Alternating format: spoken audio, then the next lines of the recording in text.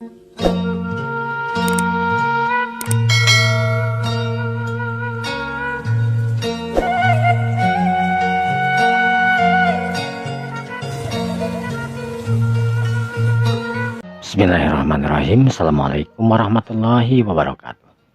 Alhamdulillah wa syukurillah mitra-mitra kaum dangu sadayana urang masih kena tiasa patepang dangu deui tiasa seserangan deui sok sanos mung di. Alhamdulillah dina dinten ayeuna urang neraskeun dihanca dongeng anu katunda dina dinten kamari jejerna si kamileung dina dinten ayeuna teh bagian anu ke-58.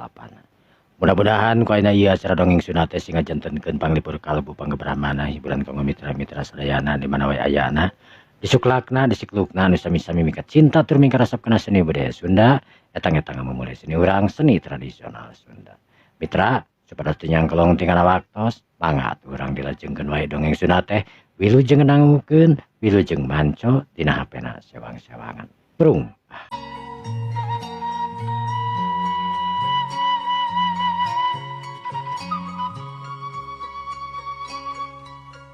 Para mitra kaum dangu sadayana, kisabda nu antukna sanggeus ngobrol panjang lebar sanggeus beres oge nyageurkeun nyaeta Ki Sudal.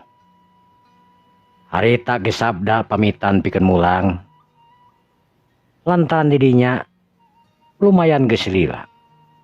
Sakabeh murid-muridna Ki Marupati harita ngeret mere jalan ka kisabda.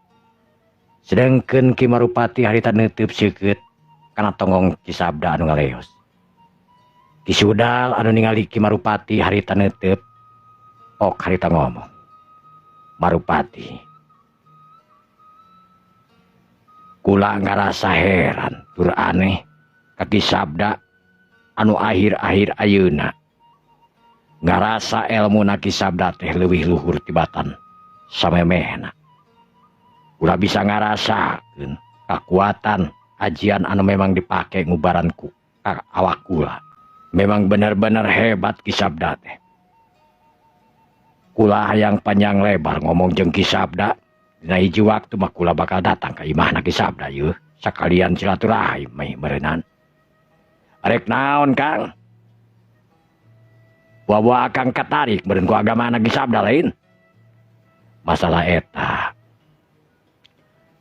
kula encan mikiran nepi kadinya Ki Marupati. Akang hayang ngobrol leuwih jero jeung kisabda oge jeung pamuda anu ngaranna Ki Panji Sanan. Waduh gawat mun kitu mah. Nah kunaon kitu? Gawat Kang. Akang geus kapangaruhan ku si kisabda. Sabarana kisabda ngubaran akang teh supaya akang taluk supaya akang ngarasa kahutangan budi ku kisabda. Bener-bener kula memang kahutangan budi. Teu salah lamun kula kahutangan budi ku kisabda meureun Marupati. Sabab di henteu-henteu geus kisabda geus nulungan nyawa kula. Dina pangaruh ilmu anu diakibatkeun ku si bakul. Jalma anu memang teu dikanyahokeun. Semlang-semlung anu tetela geuningan ngabogaan ilmu pangaweruh anu kacirabisan hebatna. Nepikakeun diri akang teu mampu ngalawan kahebatan ilmu si bakul. Nah anjeun kumaha Marupati? Anjeun mampu ngalawan si bakul? Ki Marupati harita ngabetem sebab manehanana anu memang teu mampu pikeun ngalawan si bakul ngan pedah teu nunjukeun we. Sabab manehanan mah teu beunang ku tatu. Kunaon make jeung nutup mulut? Kunaon make ngebetem sagala rupa? Teu kuda naon Kang? Ki Marupati, kula ngarasa simpati ku hiji pamuda anu ngaranna Panji Sanan. Nah anjeun teu pernah ningali rahayat urang beuki lila nu tadina milu jeung urang ge ayeuna geus leupas di urang. Panji Sanan anu memang hebat gagah tur sakti. Tapi boga jiwa ksatria, bager, tulung tinulungan, lain sajabana. Kula ngarasa katarik ku kahadeanana Panji Sanan. Budi pekertina panjisanan anu patut ditiru ku urang, anak buah urang jeung warga-warga urang. Oge kula ngarasa kataji ku elmuna Ki Sabda anu beuki dieu beuki hebat wae. Jigana Ki Sabda teh geus lipat ngalipat elmuna. Baheula yakin Ki Sabda disahanapeun urang elmuna, tapi ayeuna yakin. Ulah bisa ngarasakeun yakin Ki Sabda teh elmuna disaluhureun urang ayeuna. Ah, nu bener teh Kang. Ulah yakin. Ulah anu ngarasakeun yen ilmu Ki Sabda ayeuna anu jauh loba majuna. Jauh tina ilmu-ilmu anu ti heula dipimili ku manehanana. Nu jauh di sana pun urang tangtuna, tapi ayeuna nya geus ulah ayeuna rek mulang. Kula oge moal arek mempermasalahkeun masalah ieu. Gapi pikiran kula tetep arek datang ke Ki Sabda. Hayang ngobrol jeung jalma anu ngaranna Panjisanan. Ki Marupati anu neuteub seukeut ka Ki Sudal. Sanajan kumaha ge Ki Sudal leuwih kolot, sanajan Ki Sudal emuna sanapeun manehanana. Tapi dirina teu bisa kumaha-kumaha sabab Ki Sudal teh kasebutan ceukna. Jadi kula kudu kumaha kitu Ki Sudal. Nya eta mah kumaha hideu, kumaha anjeun Marupati. Akang moal arek ngahuru biru. Tapi akang rek mere bocoran, rek mere saran we. Ka anjeun Marupati, adi akang. Ceuk akang lameh kampung ieu jejeg, ameh kampung ieu satujuan sakabehanana. Tapi akang balik deui, lain akang nitah, lain akang itu jeung ieu mere saran ieu. Leuwih hade deuketan Ki Sabda. Ulah oela, ulah itu, ulah ieu. Sabab ilaing ge meureun apal akhlakna Ki Sabda tiba heula nepi ka ayeuna kumaha. Anu matak Ki Sabda memang kapilih ku rahayat di dieu teh lain ku masalah ilmu anu hebat, tapi ku akhlakna anu hebat, anu ngarti kana naon anu jadi kahayang rahayatna. Ki Marupati hari tengah ulang memang kumanehna ge kapikir manehna teu bisa nyela kanu jadi lanceukna. Ngaku kena kehebatan Ki Sabda lain ku masalah ilmu na jelas dipilih ku rahayat teh Ki Sabda anu akhlakna hebat surti kana naon kahayang anu jadi rahayatna. Samemeh nitah gawe heula ti heula Ki Sabda kakara nitah. Samemeh itu samemeh ieu teh Ki Sabda anu nyobaan heula ti heula. Berat jeung henteu pagawean si Ki Sabda memang geus apal. Sabab manehanana anu ngagawean leuwih ti heula ti batar rahayatna. Eta anu mantak kapilih ku rahayatna. Nya geus ayeuna mah pek pikiran we.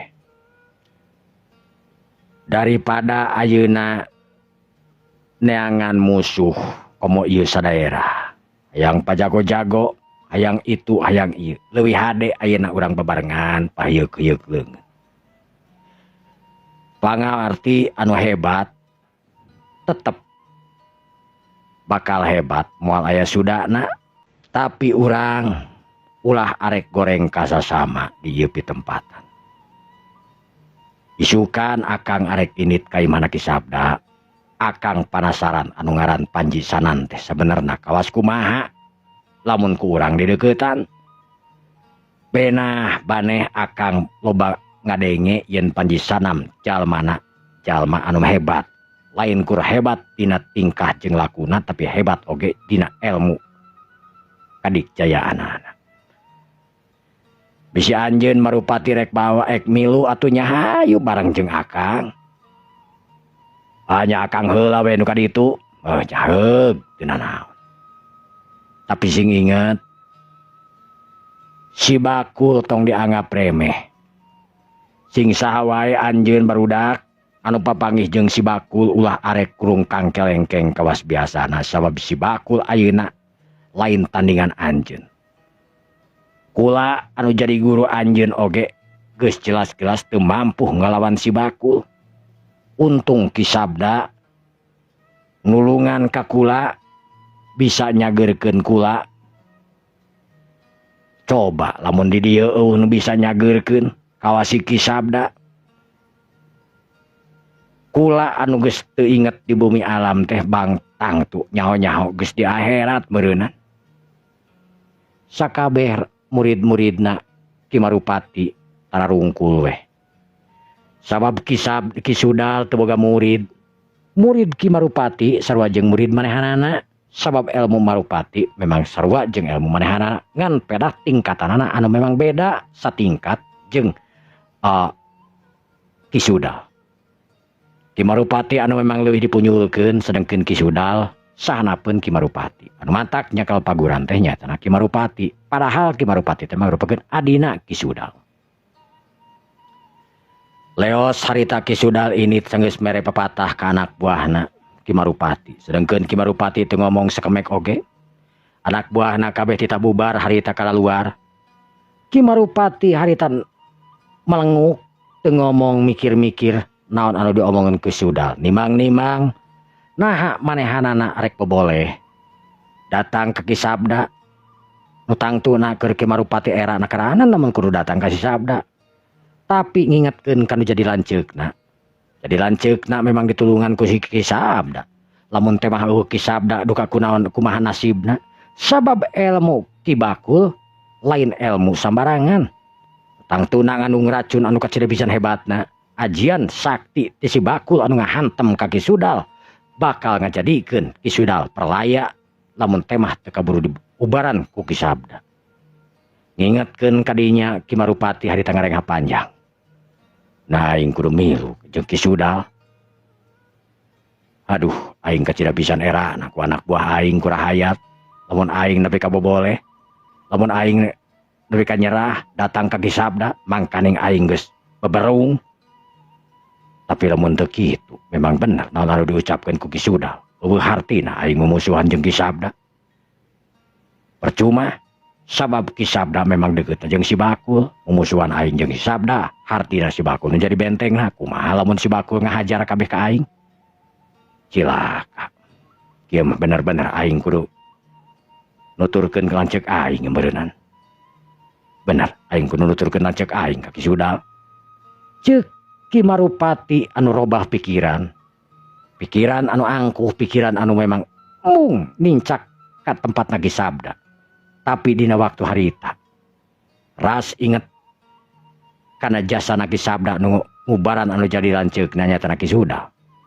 Pikiran Ki Marupati anu dak dumadak robah sapada harita manehna rek milu jeung Ki Sudal lanceukna datang ka imahna Ki Sabda anu salama ieu manehna anti pisan datang ka Ki Sabda. Waktu anu nyerelek teu karasa isukanana di imahna Panji atanapi di imahna Ki Sabda sanggeus beres di masjid. Kira-kira setengah genap berenam zaman ayeuna mah. Samangeh panon poe meletek. Panji sanan anu ngarariung di masjid nepi ka waktu beurang. Ngobrolkeun itu ngobrolkeun ieu jeung para warga kurang leuwih meureun 10 urang anu ngarariung. Seperti biasa we pengajian leutik. Sanajan pengajian leutik tapi Panji sanan anu memang mere ceramah anu saeutik tapi mata kaharti ku sararea. Geus beres urudul sararea bapak-bapak hari teh kalaluar. Ninggalkeun eta pitempatan ninggalkeun masjid anu disebutna cenah eta teh imah Allah dina waktu harita kurahayat urang dinya. Sedengkeun Panji sanan oge harita leumpang jeung Ki Sabda oge si Bakul dituturkeun oge kudua pamuda urang dinya anu geus milu jadi babaturanna si Bakul. Ki Sabda harita pok ngomong ka Panji sanan. "Oh, Raden, kumaha mang? Kamari kula geus ngobrol. Nyari sang samang. Kula geus ngobrolnya eta jeung Ki Sudal oge Ki Marupati. Samalah dina obrolan teh cenah. Ki Sudal jeung Ki Marupati teh maksudna Ki Sudal hayang datang ka dieu. Hayang silaturahmi mangihan Raden cenah. Langkung sae atuh kitu mah. Iraha cenah. Perkawis iraha naman. Kula teu nyaho ngan anu jelas dina omongan anak. Ngajentrekeun yen hayang datang ka pitempatan ieu cenah ka imah kula. Nya. Ku paniatan kitu ge kula geus atoh. Kira-kira ayeuna Raden bade ka mana yeuh? Moal ka mana-mana dina poe ayeuna mah. Sabab si bakul oge anu geus lumayan kamari geus dibere kemampuan anu jang ngimbangan Ki Marupati tangtuna. Oh gitu, bener. Sanggeus kitu harita duanana laleumpang nuju ka imana Ki Sabda anu gede. Sanggeus ararasup sararea harita sarila si bakul jeung dua pemuda ari nu kuprak-keprak segala rupa. Si bakul nyieun kopi pikeun panjisanan. Barang keur ngararopi bari ngarobrol ngalir ngidul. Kulo bisampe, kulo beuy nu ararea di dinya maneh haralet keneh tur ngebul. Jadi lalabuhna. Kadenge nuluk salam. Sampurasun. Ki Sabda harita ngaranjug kaget. Sabab tetela nuluk salam teh tetela geuning Ki Sudal dibarengan ku hiji lalaki nu jangkung badag nu tayalian Ki Marupati dianteur ku tilu muridna. Rampes sararea harita nemalan. Geuningan mangga kalebat. Mangga. Ki Sabda harita bari cengkat. Panjisanan oge sarua harita cengkat. Ki Sudal data harita asup. Jang kitu Ki Marupati oge tilu anak buahna. Geuningan ieu Ki Marupati. Mangga. Sok salikang. Ki Sabda harita ngakangkeun memang ka Marupati jeung Ki Sudal. Sabab Ki Sudal Ki Sudal jeung Marupati memang saluhureun. Lain kur sahuluhureun teh elmuna hungkul. Tapi memang umurna ge memang saluhureun manehna Ki Sabda. Sararea harita sasalaman baranggep leungeun Ki Sudal nampanan leungeun panjisanan. Bukan rasana asa beda. Ki Sudal asa heuras leungeunna barang patarema padut leungeun jeung panjisanan. Tapi kitu nate kur sakedeung panjisanan harita ngaresotkeun leungeunna. Renghap Ki Sudal harita ngarenghap. Gep Ki Marupati harita langsung sasalaman jeung panjisanan. Leungeun Ki Marupati nu ngageter harita barang narima leungeun panjisanan. Marupati oge sarua harita ngaluarkeun tanaga jerona. Tapi eueuh hartihina jeung ka panjisanan mah. Panjisanan harita nu neken kana leungeunna Ki Sudal. Ki Sudal anu ampir nyengir harita tapi buru-buru dilesotkeun ku panjisanan. Kurtiba panaonna ke Marupati anu neuteub seukeut. Sedengkeun Ki Sudal anu ningali ka Marupati harita yakin Marupati eueuh nanaonan lamun dibandingkeun jeung panjisanan. Renghap Ki Sudal harita ngarenghap. Ieu teh nu namina Raden Panjisanan teh ya, Ki Sudal. Benar. Kula nu ngaran Panjisanan. Salira teh anu namina Ki Sudal. Sumuhun. Akang teh ieu anu namina Ki Sudal. Tah ieu adi akang anu namina Ki Marupati. Oh, nepangkeun atuh abdi Panjisanan Ki Marupati. Nya kula Marupati. Syukur alhamdulillah Kang. Urang ayeuna tiasa ngariung mungpulu ngobrol sararea di dieu nya. Abdi ngaraos bingahna keranan ku kasumpingan akang duaan yeuh. Kakang Marupati jeung Ki Sudal. Bakul. Cek si bakul harita anu nemalan pangieunkeun kopi. Jang Kang Sudal jeung Kang Marupati ye. Coki bakul harita bari manggut. Sanggeus kitu leos harita si bakul init ka dapur dituturkeun kedua pemuda. Tukung silila si bakul anu mawa kopi anu tangtuna meniliket nakaranan. Mangga ki marupal Kang Marupati oge Kang Suda mangga sok dileut heula. Nya. Kumaha kaayaan teh ayeuna? Maksudna naon ieu kaayaan teh? Ceuk sabda harita bari neuteub. Nya, perkembangan daerah urang ayeuna kumaha? Oh, alhamdulillah. Satosna dibimbing ku Raden Panjisanan. Daerah urang ayeuna makin maju wae geuningan. Makin tatanen oge makin subur wae alhamdulillah. Rahayatna makin giat wae ka imah Allah pikeun ibadah ngeneda nyuhunkeun dihapunten kana Maha Kawasa tiap dinten tiap wengi tiap enjing. Tos lebet ka bumi Allah. Coki sabda kaki Sudal bari neuteub. Ki Sudal anu malik neuteub harita pok ngomong.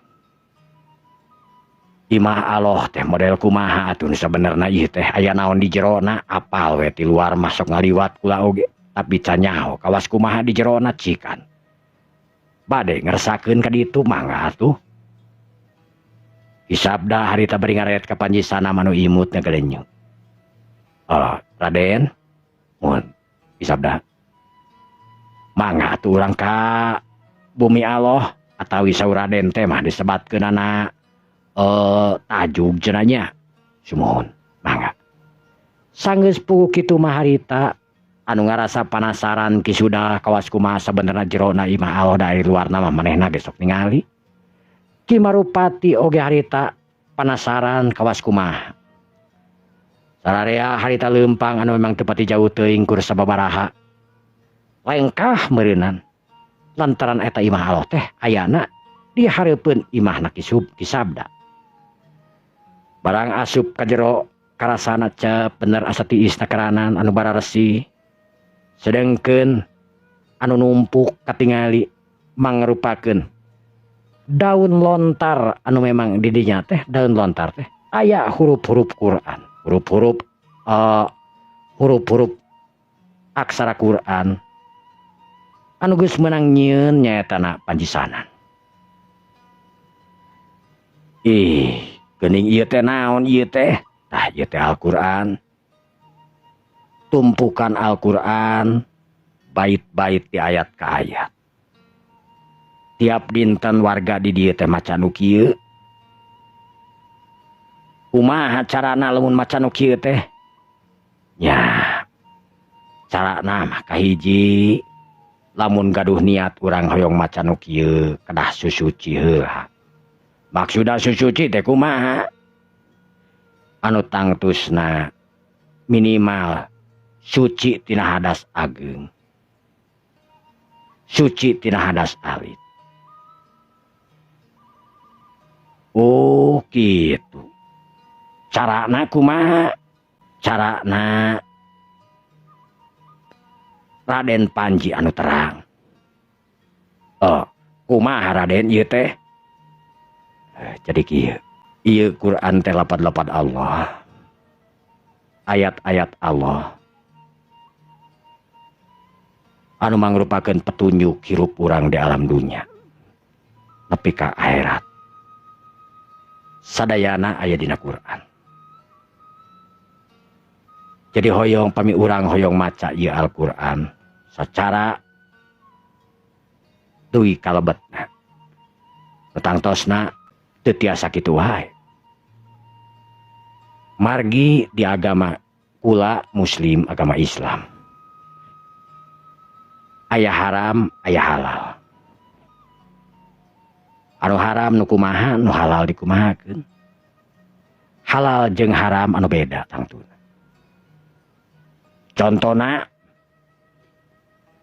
Contona kieu. Pami urang gaduh istri. gaduh istri pami urang teu acan nikah anu tangtosna haram. Terus ku urang dikitu dikieu haram. Bisa disebatkeun sanes muslim. Tapi satos nikah justru sabalikna lamun ku urang teu dikutak kieu eta kasupna dosa. Sabab istri urang teh ayeuna tos dihalalkeun ku cara pernikahan. Pami akang hoyong maca Quran ieu tiasa. Tapi tangtosna kedah leupet heula. Kada agama kula agama muslim. Agama anu bersih. Teu aya kotoran. Maksudna setiap agama Islam tangtu nganut kana kebersihan. Contoh sateu acan lebet ke agama Islam syaratna nyaetana anu kahiji urang kedah bersih tina najis. Nu tangtosna anu teu acan disunat kedah disunat heula. Disunat mohon. Aduh, pira aku akang kedah disunat sumuhun eta syarat utamina. Kunaon urang Islam kedah disunat? Margi dina barang semar urang teh nyimpen kokotor anu tangtosna moal tiasa kakumah. Piraku pami bade wudu kah dibertongkeun heula kan moal mungkin nya. Nu tangtosna dipermudah ku carana naon? Dikeureut kuncupna. Weh, dikeureut kuncupna aduh. Teu kada sieun. Margi syarat ngeureutna oge memang aya carana. Buktosna ieu jalmi sadayana nu aya di dieu teh parantos dikeureut kuncupna teu aya naon-naon. Nu awalna sieun itu sieun ieu tapi buktosna dugi ka ayeuna panonna teu aya naon. Ngaca kanu atos dilakukeun kitu. Eta kahijina sumuhun kahijina. Anu kaduana tangtosna urang lebetna ka agama Islam kedah muka pintu kan pami lebet ka bumi tangtos kedah muka pintu sumuhun pintuna lebet kana agama Islam oge aya kuncina nyaeta macakeun 2 kalimat syahadat asyhadu alla ilaha illallah wa asyhadu anna muhammadar rasulullah gitu. Gitunya rasna pami urang parantos lebet tur maca kenaon anu janten syaratna urang kantun diajarna. Diajar mimiti diajar kana rarakatan salat. Rarakatan salat teh kumaha ieu teh? Rarakatan salat teh carana urang ibadah ka Allah sok gerang keweh pamini akang bade gaduh niat mah urang dipraktekin kahiji eta kadua-duana urang teh tangtosna diajar wudu teh naon ari wudu teh nyucikeun diri tina hadas anu alit gitu. Carana teh nyaeta ku wudu supaya salat urang teh memang sah. Pami teu wudu, nya itu wudu mah urang teh teu sah salatna. Kitu. Sabab syarat sahna salat teh nyaeta wudu. Salah sahijina kitu. Oh, gitu. Sumuhun. Kumaha nya? Naon kumaha teh? Ya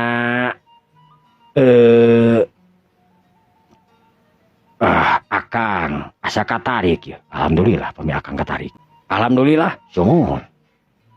Alhamdulillah. Alhamdulillah ari sadaya pujian opat ilahi eta tetep kanggo Allah. Robbil alamin anu manggararan sadaya alam. Gitu. Gitunya. Ira kira-kira pada lebet kana agama Islam. Ki sudal harita ngereret kaki Marupati anu ngadelu anu tungkul weh. Saeutik oge teu kemek teu ngomong. Ngarasa kataji kana omongan Panjisanan tur asup kana hatena Marupati. Marupati kumaha Kang?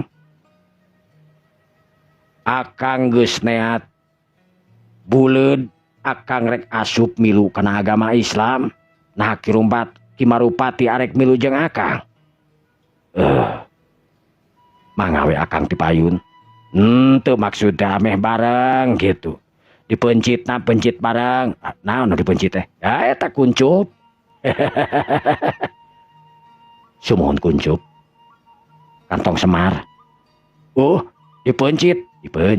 Aduh kumaha tuh? Henteu teu kumaha da. Nu sanes oge tuh tiasa tos sadayana tos dipencit. Ibarat pencit koak we kitu aya sesepuh mah. Ai. Ditololkeun pangintennya dina batok kan henteu. Kumaha we nyekal hulu orai gitu. Aduh. Akang badenya? Akang mah geus buleud pikiran oge geus peuleud. Geus siap itu ieuna. Sabab lamun dipikir-pikir mah nya. Urang teh geus kolot. Ayeuna asa aya kasempetan. Tiba heula ge sok loba nu dararatang tapi memang teu ngarti. Kalah ka kukula dipaehan. Pajarkeun teh. Kitu jeung kieu we. Tapi ayeuna memang kula kadatangan ku Raden Panjisanan. Lain kur dina ilmu kagagahan anu dipiboga. Tapi jelas dina ilmu kaislaman oge. Raden teh geuningan jerona keranan. Alhamdulillah. Margi abdi digembleng kudu jadi bapak. Saha kitu bapak hidup teh? Pun bapak teh namina Saptolilo. Saptolilo. Saha Saptolilo? Saptolilo. Oi. Nah aya keneh Saptolilo teh. Kalarasan aya. Di mana teh? Hiji tempat anu memang teu dikanyahokeun ku sadayana jalmi. Nah, ari ku abdi mah tiasa katingali, tapi Saptolilo sanes kudu sanes mah memang moal katingali. Ke. Maksudna teh Naki Saptolilo teh tilem. Tiasa disebut tilem, tiasa oge disebut henteu. Kan anu jelas, ku jalmi anu sanes moal katingali tapi ku abdi memang katingali. Iwalti jalmi-jalmi anu memang gagah. Iwalti jalmi-jalmi anu memang sakti nu tiasa ningali Saptolilo. Oh, gitu. Akang parantos nguping nami Saptolilo teh hiji pandita anu memang hebat tur gagah. Gagagahanana anu teu bisa diragukeun deui, ilmu nujumna anu memang bener-bener hebat. Memang kitu kayanana. Kumaha Marupati siap milu jeung akang. Sabab akang sorangan geus yakin ieu agama teh anu bakal nentremkeun kana jiwa jeung raga urang, anu bakal ngasah kana kahirupan urang. Lain kur sakadar ngasah tapi ngasuh kana diri urang. Akang penasaran hayang maca eta Al-Qur'an anu dina daun lontar teh. Akang penasaran hayang neuleuman ilmu Al-Qur'an teh kawas kumaha. Sumuhun sae pisan iraha Ki Suda atanapi Kang Suda bade lebet ka agama Islam. Jiga nama akang moal isuk moal kageto tapi hoyong ayeuna we lebet teh. Supados akang engal-engal tiasa maca eta Al-Qur'an anu aya dina daun lontar. Asat cik celakan dina panon yeuh panasarana keranan. Sae tapi kitu mah. Siapkeun akang. Pikeun nampi naon anu ku abdi lakukeun. Kahijina mah tangtos we panginten. Urang maca sholawat kanggo motong daging akang.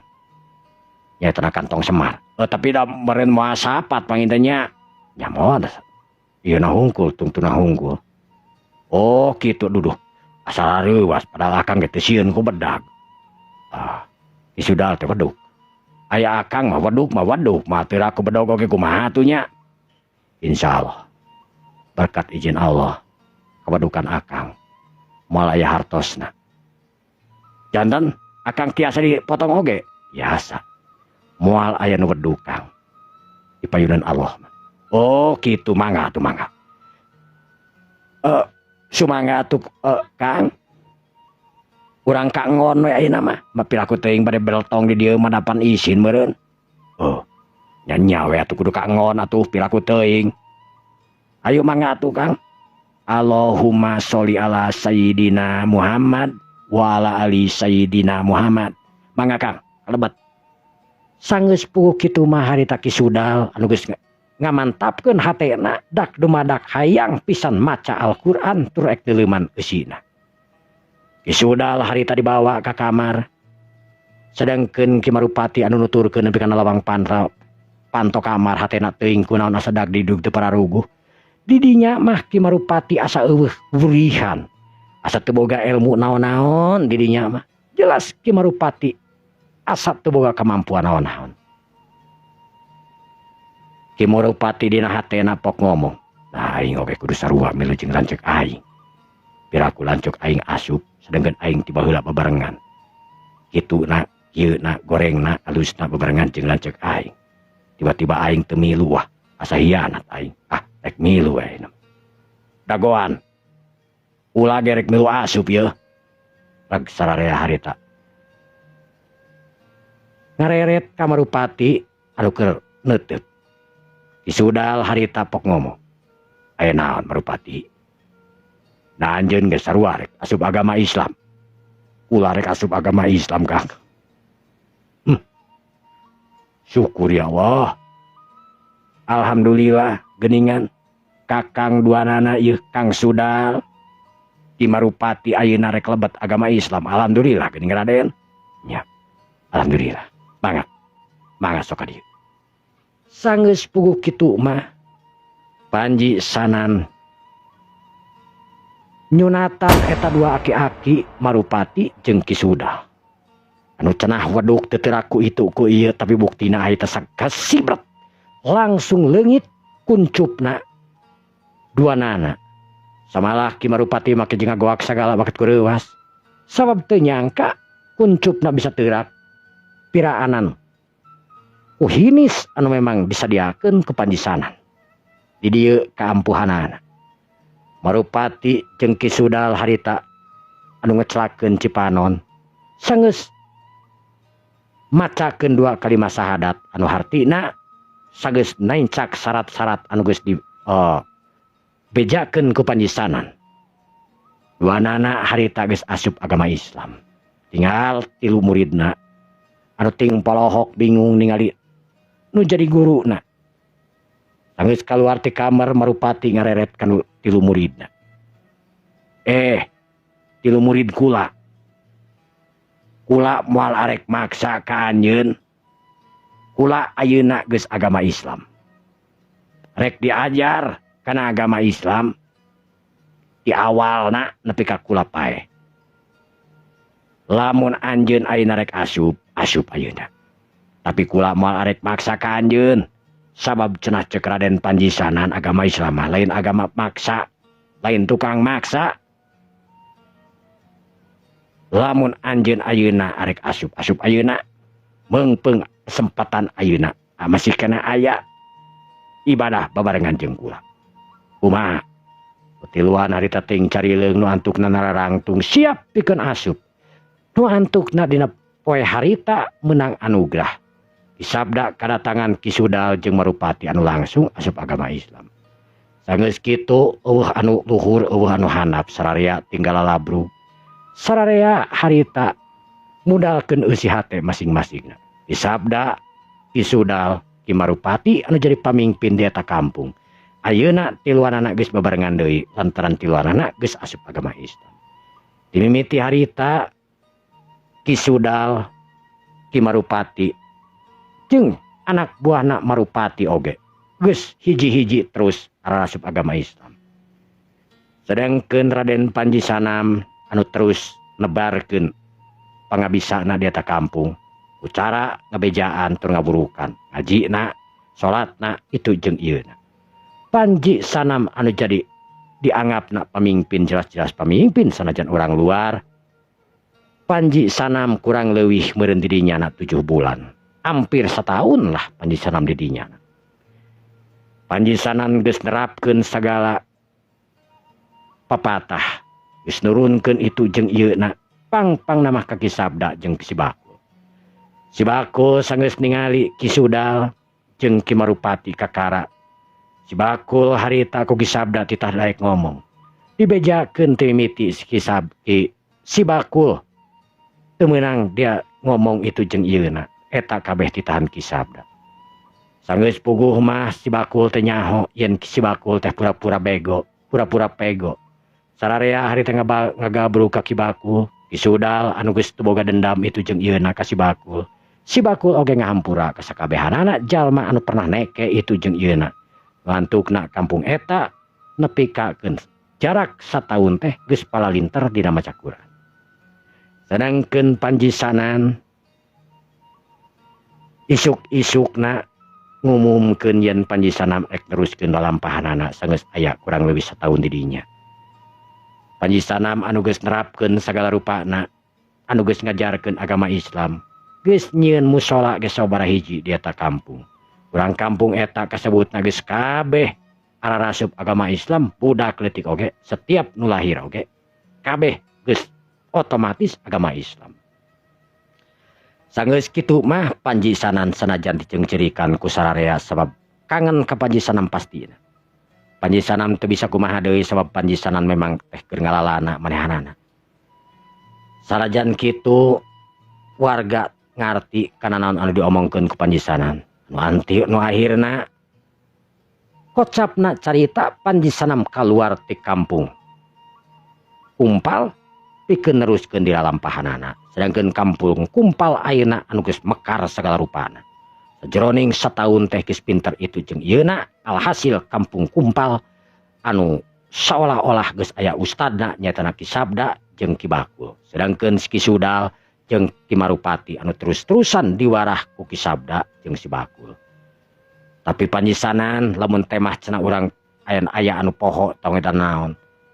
Ki Sabda pang-pang nama eta Ki Marupati bisa nanyakeun. Ku sacarana nanya make hal gaib tangtuna. Bisa make ngobrol jarak jauh jeung Ki Panji Sanan. Panji Sanan anu leumpang harita mapae jalan satapak dari mawa buntelanana. Lantaran ayeuna mah Panji Sanan teh anu geus boga salin. Salila sataun tangtuna Panji Sanan boga itu boga ieu.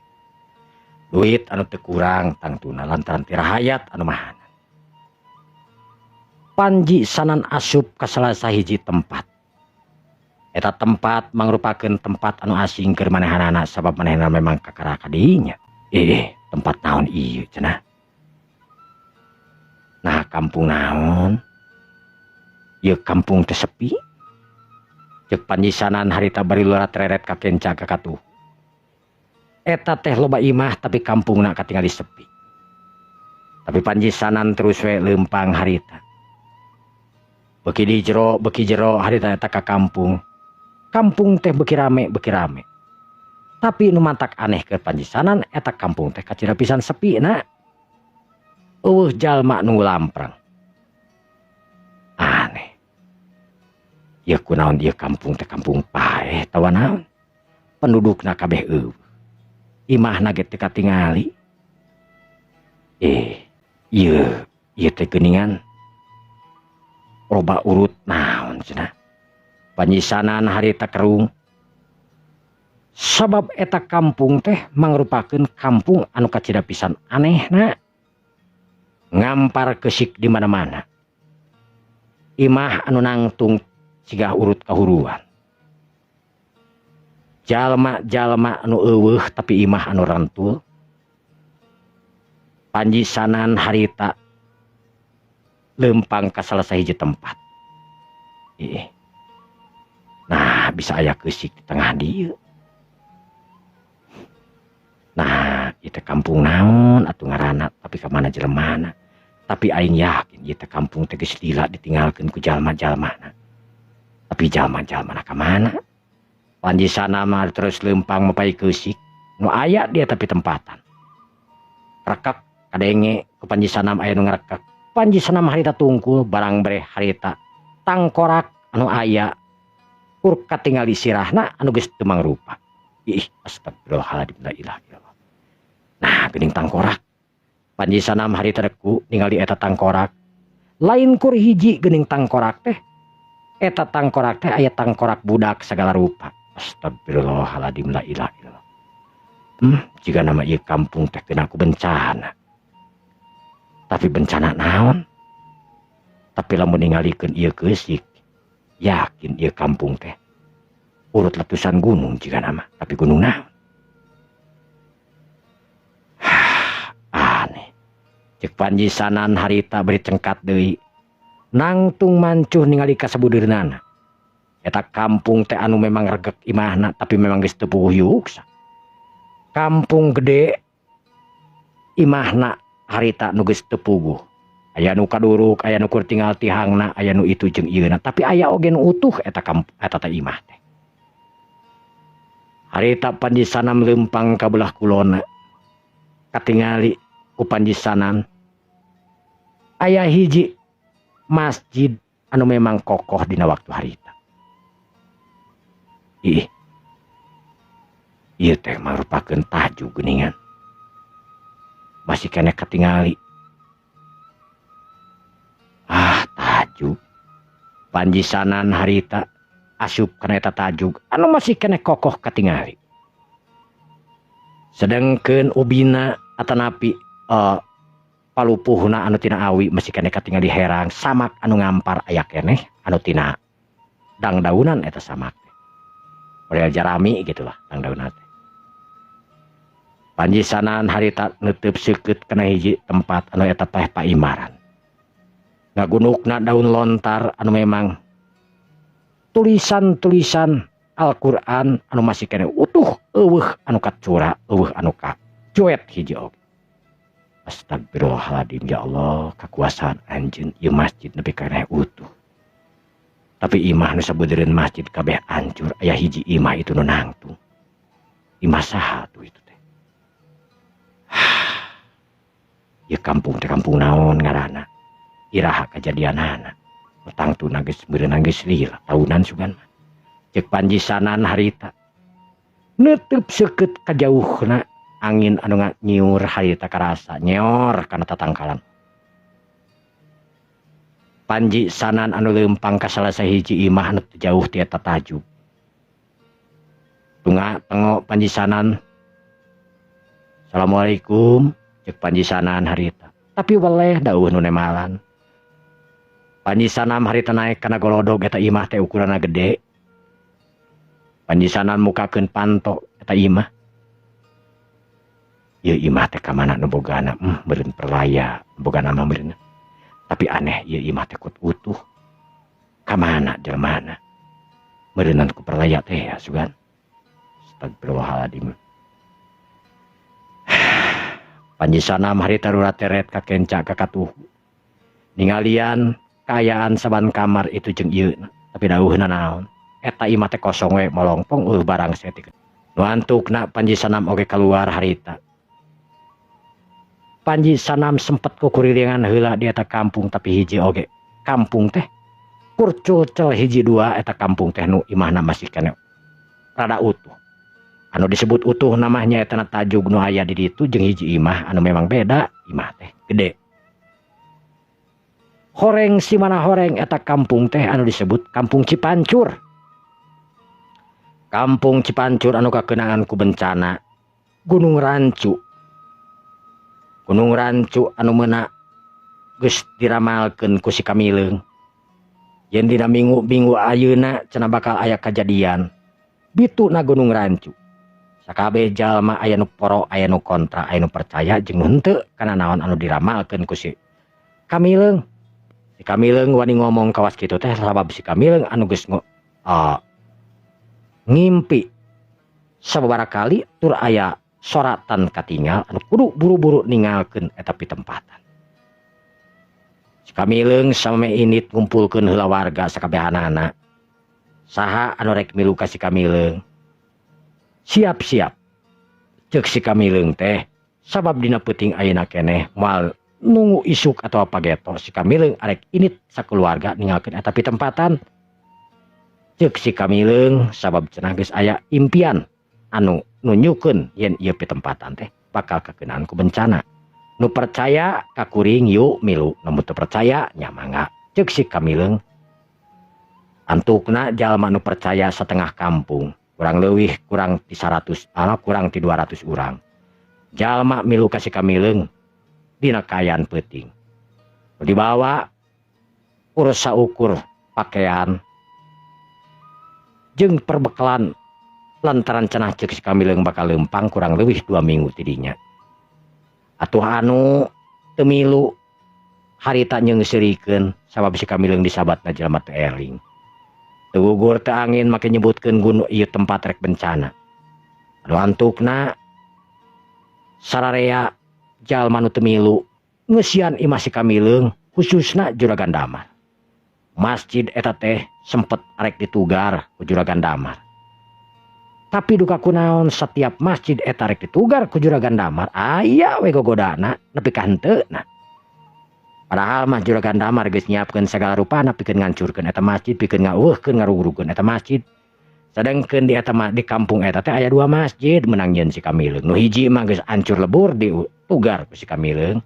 Sedengkeun ante maksudna ditugar ku Ki Damar, sedengkeun masjid anu aya di hareupeun imah si Kamileung sama sakali teu kasentuh ku Ki Damar sabab aya wae masalahna lamun arek nugar itu jeung ieu teh aya we gogodana. Jadi teu tulus nepi ka datang bencana eta masjid tetep utuh, imah si Kamileung oge utuh. Sedengkeun imah-imah nu lainna harita hancur. Nu aya teh rajeun utuh kaluhurna ka handapna hancur. Entengna atanapi hateupna araya keneh. Kitu sakabehanana di eta kampung. Panji sanan nu antukna ninggalkeun eta pitempatan sanggeus manggih sabaraha hiji tangkorak. Anu pabalatak tangkorak teh aya anu ngagoler di luhur, aya oge nu kakurungan atanapi anu di jero imah jeung sajabana. Panji sanan nu antukna bari istighfar ninggalkeun eta pitempatan. Nuju ka beulah wetan nuturkeun jalan satapak.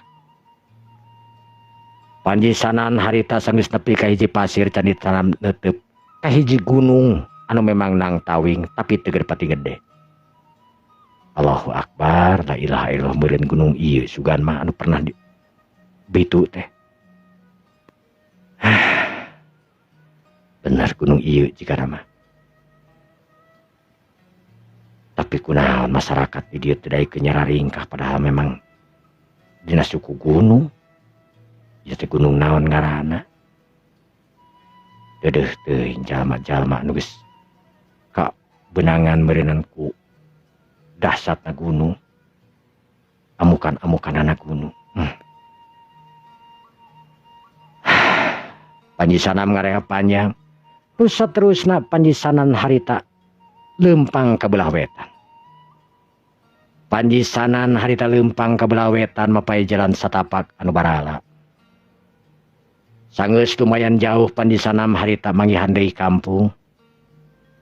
Eta kampung anu rame ayeuna mah henteu kosong kawas kampung anu memang samemehna kaliwatan. Jalma-jalma harita anu pabaliut, jalma-jalma anu pabaliut. Nu kaditu nu kadieu panji sanam anu nangtung harita. Nanyakeun ka salah saurang jalma nu aya di dinya. Punten Pak, bade tumaros. Bade tumaros naon ujang mangga? Ari ieu teh kampung naon namina? Ieu teh namina teh nyaeta Kampung Kua. Kampung Kua. Sumuhun ujang. Adupi ujang ti mana kawi teh? Oh, abi mah tidak sakumpal. Tidak sakumpal, astagfirullahaladzim. Desa kumpal mah teh kitu tabina. Sumuhun. Ieu teh baris aya naon geuning katingalina meuni rame kieu. Oh. Ieu teh pugu ge nuju ningali acara sumuhun anu dipintonkeun tadi hiji senopati di kerajaan mana Pak? Di kerajaan Jati Kameling. Kerajaan Jati Kameling. Di mana kerajaan Jati Kameling? Pamiti dia mah tebih. Tapi iya ge lebetna ka wewengkon Jati Kameling. Tadi teh aya kamonesan di dieu teh. Salah sawios naon namina teh senopati di kerajaan Jati Kameling mintonkeun acara di dieu. Sakantenan bari ngondang ka urang dieu. Wirehna di kerajaan Jati Kameling teh bade diayakeun atanapi nuju diayakeun sayembara saurna. Sayembara. Sumuhun. Kinten-kinten saha rajana Jati Kameling teh. Ai rajana teh hiji istri nyatana ratu panginten disebatna. Hiji istri anu geulis rancunit namina nyaetana Nyimas Dewi Ratu Keningan atanapi Ratu Nyimas Dewi Keningan gitu. Namina teh Nyimas Ratu Dewi Keningan. Sumuhun hiji wanoja anu geulis rancunit putrana hiji jawara anu gagah sakti anu namina Raden Kamileung.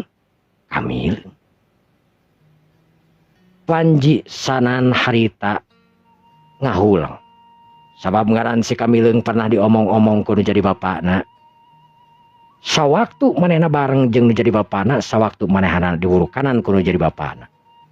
Pernah diomongkeun yen aya hiji jawara anu memang gagah sakti anu dina akhirna bakal papanggih jeung hidup cenah. Ngaranna eta jawara teh anu gagah sakti anu tangguh elmuna, anu sababat jeung hidup elmuna nu ngaranna Raden atanapi si Kamileung dina waktu harita disebut. Kunaon Ujang? Punten. Ari si Kamileung teh atanapi Raden Kamileung teh jawara anu gagah sakti teh sanes. Sumuhun kawitna mah memang jawara gagah sakti tapi duka kumaha anjeunna janten ngagaduhan karaton ngagaduhan kerajaan teu ngartos pokona mah sadayana oge. Sabab saurna eta kerajaan teh ujug-ujug mucung jiga sihung jiga si nu jiga suung cenah kitu. Muncung jiga suung sumuhun. Warga-wargana nuju barobo lantaran saurna eta warga teh nya numutkeun carios we ieu mah. Janten kieu Jang, punten. Mamang urang nyarioskeun we heula. Mangga Bang. Janten kapungkur si Kamileung teh kawitna ti hiji kampung sumuhun. Si Kamileung teh kawitna ti hiji kampung anu di eta kampung teh memang tos diramalkeun bakal bencana ku si Kamileung. Saha-saha jalmi ceuk si Kamileung teh nuju aya di kampungna keneh anu percaya ka kami. Ayo urang milu ka kami, urang titirah, urang bubuara di hiji pitempatan anu jauh lumayan kira-kira 2 minggu cenah ti dieu leumpangna. Ceuk si Kamileung eta, ceuk si Kamileung teh. Sumuhun. Antukna jalma teh nu milu ka si Kamileung aya anu ngahina we aya, teu percanten. Antukna si Kamileung ini turu bubuara di hiji tempat anu namina situ Jati Kameling.